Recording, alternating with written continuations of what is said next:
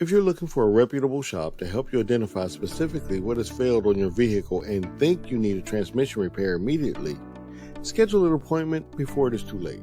When repairing a transmission, you are replacing the bare minimum amount of parts to bring your transmission back into working order. A transmission rebuild is where the entire transmission is taken apart and inspected. Transmission troubles can be both frustrating and costly.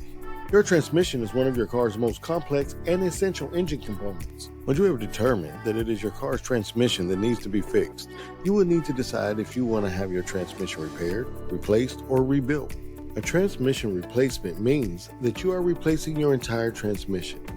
Sometimes this option is called having your transmission remanufactured. The cost of transmission repairs can vary widely based on a number of factors such as extent of damage, manual versus automatic, or the make and model of your vehicle.